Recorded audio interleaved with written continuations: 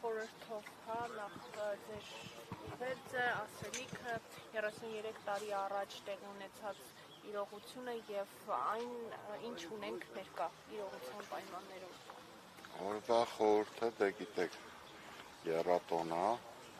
եւ որից հետո մյուսից էլ ավելի կարեւոր է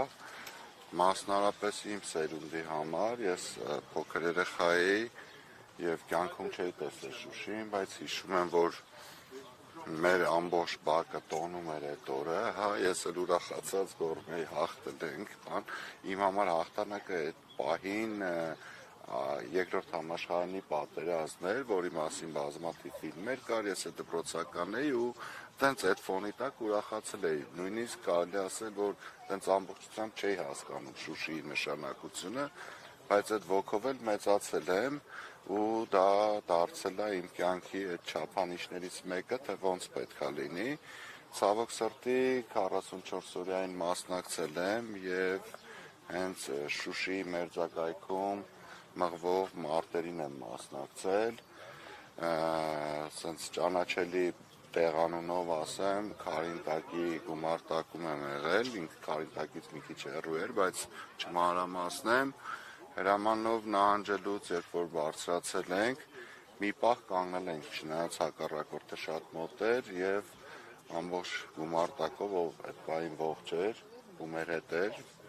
նույնիսկ որոշ վիրավորներ երդվել ենք, որ մենք պետքա Շուշիի համար դեր մեր կռիվը տանք, ես պայքարում եմ, չեմ պատկերացնում, որ կարա լինի մի Հայաստան, որը առանց Արցախը,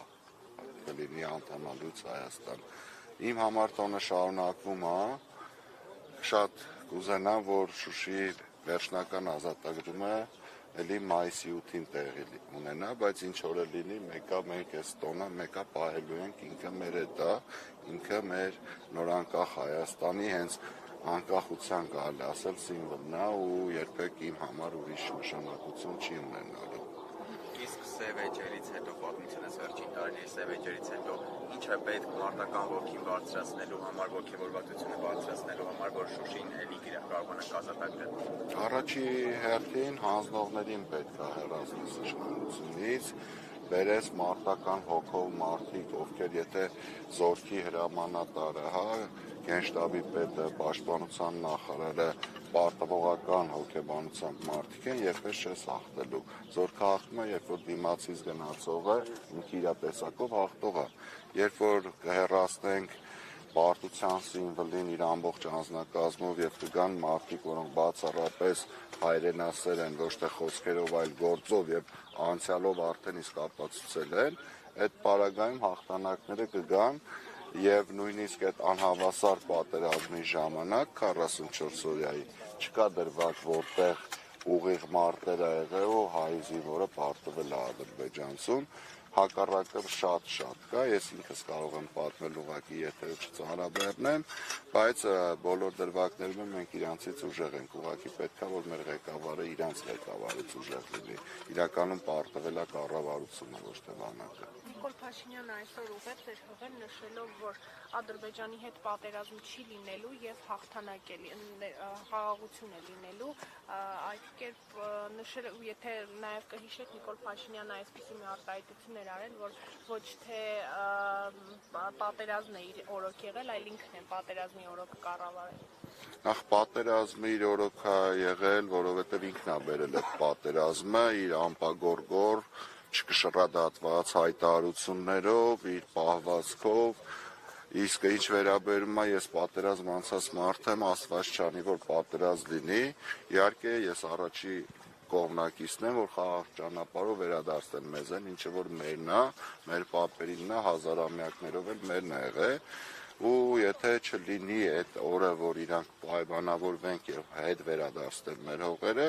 ստիպված կլինենք ինչ-որ պահի նաեւ ուժի կիրառմամբ վերադարձնենք, այդ նորմալ է, բոլոր պրակտիկաներում էլ կա, այդ ինչը որ կոնն է եւ քեզանից բռնի ուժով հետ են վերցնում, չպայմանավորվելու դեպքում ստիպված կլինես վերես, բայց իհարկե առաջնահերթ շատ կուզենամ, որ դա դիվանագիտական խողովակներով լինի։ Իսկ հաշվի առնելով Ադրբեջանի ներկայիս քաղաքականությունը, ինչքանով եք հավանական համարում, որ դիվանագիտական խողովակներով դա հնարավոր է։ Հավանականությունը ուժի միջոցով գրավեց Արցախը։ Հավանականությունը այն ժամանակ մեծ կլինի, երբ որ մենք վերականգնենք ռազմական բալանսը, այս պայմաններում, երբ որ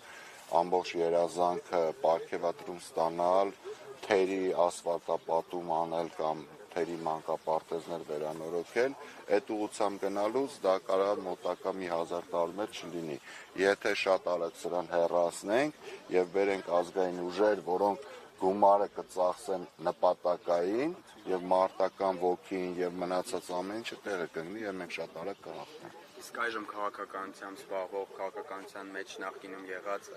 անձանցից ում եք տեսնում որպես ազգային ուժի ներկայացուցիչ։ Ազգային ուժի ներկայացուցիչ նախկինում զբաղված Նախկինում ներկայում կամ քաղաքականության ներկայում մեր հայաքավե քաղաքացիական կազմակերպությունը դեռևս քաղաքացիական, բայց մենք անցում անելու ենք մի փուլում քաղաքական անելու դեպքում մենք մեր հայտարարությամբ պաշտոնապես կասենք ում ենք տեսնում տեխնացու։ Մենք ունենք տեխնացու, բայց այս բան չենք հայտարարի։ Իսկ մի հարց էլի, ինչու՞ մեր ժողովուրդը հանգիստ վերաբերվեց եռակողմնակցության։ Ես չեմ կարող բացատրել, այդ իրականում պետական աշխատանքն է տարվում դրա ուղղությամբ, չեմ կարծում, որ մարդիկ հաշտ են, ես ինքս հաշտ չեմ, երբեք հաշտ չեմ լինելու, դա իմ կյանքի երթումն է, որ պետք է ես Արցախը վերադարձնեմ ու չես կարող անել այն, ինչը որ քոնն է, այդ նույնը ոնց որ ասենք օրինակ ծնողից ծնունդը մոռանաս։ Հիմա հայրենիքն էլ է մեր ծնողը եւ այդ չենք կարա մոռանանք եւ չենք կարա ուրանանք։ Եթե այդ ժողովրդի մեջ ինչ-որ 0.1% կա, որ իշխանությանը դա փոխարինել է իր անձնական պետական շահով, իրանք ընդհանրապես պետքա չլինեն պետական ապարատում։ Հենց այդ էլ ապացույցն է, թե ինչի պետքա հեռացնենք։ Իսկ մեր ժողովուրդը հաշ չի, մենք հաղթանակի այգուց ենք գալիս, ընդեղ էլ շատ մարդ կար, ստեղ էլ կար, մենք ոնց կարանք մեր երեխեքին մոռանանք, ստեղ մեր երեխեքն են մեզանից յուրաքանչյուրի կամ ծնողն է, կամ երեխան է, անկախ նրանից ուղիղ դա քո ծնողն է, թե ուղիղ քո երեխան է։ Մենք պարտավորություն ունենք այս տղեկի հանդեպ, իրանց արածը չպետք է մոռանանք։